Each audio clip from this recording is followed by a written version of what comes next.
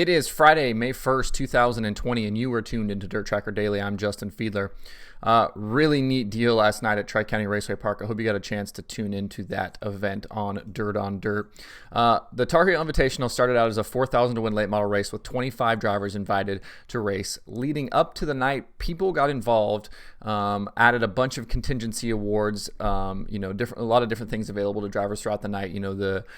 Quick time and all the normal things that you're used to kind of seeing with contingency awards. But things got really serious when Chris Tilley announced he was going to offer $1,000 to a front row starter who would go to the rear and win the race. Michael Rigsby at Dirt on Dirt then decided to match that, so it was up to $2,000. Then kind of once the program got rolling kind of through the course of the night, a bunch of other businesses, a bunch of other people got involved, including $10,000 from Carl Chevrolet in Iowa. And by the time the feature got going, there was a pot of $25,500 available to any of the top 4 starters who would start in the rear and could win the race. So the drivers eligible ended up being Shane Clanton, Donald McIntosh, Michael Chilton, and Cody King. Before the feature, all 4 drivers were asked if they would accept the challenge, but only Michael Chilton made the call, so he had to start in the very rear of the field. In the 40-lap feature, it was all Shane Clanton. He led from the pole. Donald McIntosh mounted a challenge just past halfway, but a caution came out for Hudson O'Neal and Kyle Hardy getting together between 1 and 2, and that kind of snuffed out that race for the lead in McIntosh's charge. At the end, it was Clanton winning over Donald McIntosh. David Payne was 3rd, Casey Roberts 4th, and Brandon Overton finished 5th. Michael Chilton, after taking the challenge to try and win that $25,500, he battled from that 20th starting position to finish 9th. Following the race, though, a bunch of people were talking about Michael Chilton. A lot of people were pretty cool or pretty stoked up about him, making the call to start in the back. They worked with Dirt on Dirt to kind of pool some cash for Chilton. They ended up raising over $2,000 for him. So nice little pot for him, that people raised through the course of the night to get him a little cash. Kind of people showing their gratitude for him making that move to start at the rear of the race. But really fun to kind of watch. Everybody watching together, you could tell, kind of between social media and what was going on Dirt on Dirt. Everybody was kind of tuned into that, which was pretty cool to be a part of. Also last night was the final USAC iRacing Challenge. The USAC Stars took on Eldora Speedway in virtual midgets. Carson Souza was fast time over Zeb Wise and Caden Brown.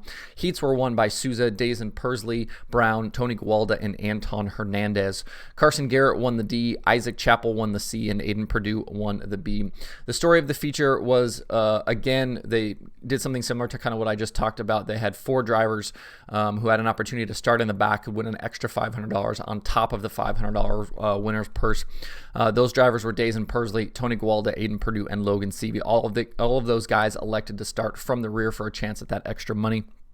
Once underway, Cannon McIntosh really dominated the night.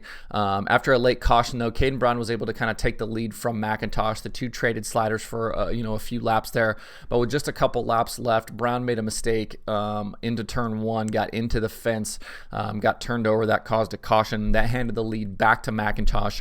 That incident kind of set off a string of cautions. They ended up needing multiple green-white checkers to get the race completed. At the end, it was McIntosh holding off a late slider attempt from Persley to grab the win over Zeb Wise, Persley, Seavey, and Tony Gualda. So Persley just missing out on that opportunity there with him finishing 3rd. He was right there at the end, but just wasn't able to capitalize on that.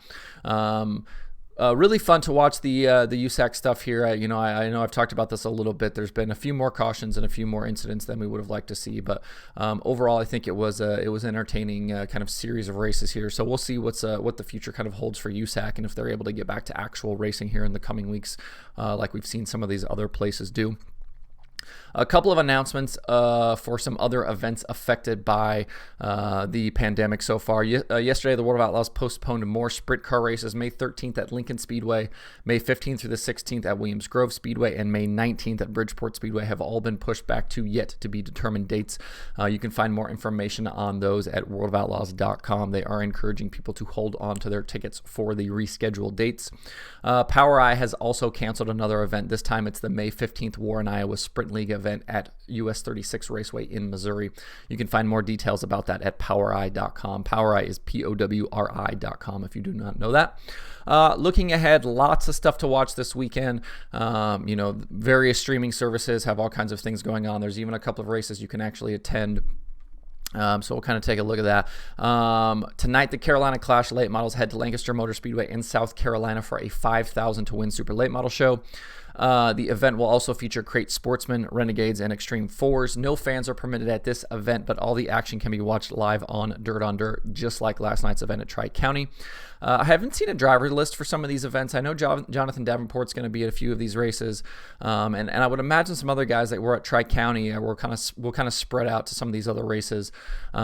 Tonight's program is running kind of without competition, but there's a couple of races, late model races in the South on Saturday, so I think you'll kind of split some fields there a little bit. But I know Jonathan Davenport will be at the race tonight. Tomorrow night, there is another 5,000 to win late model show. This one's at Boyd Speedway in Georgia. Fans are allowed at this race with social distancing rules in place. This event will also include crate late models, sportsman late models, and driver development. If you can attend that race, Dirt on Dirt will also have action for that one as well, live for subscribers. Also on Saturday night, Cherokee Speedway in South Carolina is hosting a 10,000 to win super late model show, also featuring Run What You Brung Stock Outlaws, easy for me to say. This race is closed to spectators, but you can watch this race on speed51.com. This one will cost you $29.99 to watch. Couple of other races to keep an eye on this weekend. Mississippi Thunder Speedway, like I mentioned earlier in the week, they're running a full program tonight. That action is available to watch on racindirt.tv. No fans for that one. And Southern Oklahoma Speedway races tonight and tomorrow night. They've got IMCA modifieds and some other categories. You can watch that live on SpeedShift. If you're looking for something else, Dirt Vision has another round of watch parties this weekend like they've done in previous weeks. Tonight, it's late model shows from Red Cedar Speedway and Vado Speedway Park. That program gets underway at 7 p.m. Eastern. And then tomorrow night at 7 p.m. Eastern, it's a pair of sprint car shows, one from Heartland Park, Topeka from 1999, and a 2006 show from the Dirt Track at Charlotte. Both of those nights are available as part of the Fast Pass.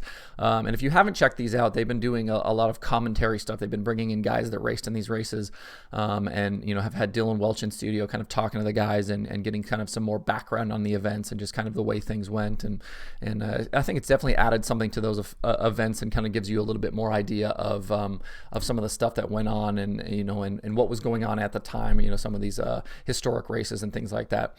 So those are pretty neat, but you can watch those as part of your Fast Pass the next 2 nights on Dirt Vision. You can keep up with all of the daily streaming options if you want at DIRTRACKR.com/watch-tonight.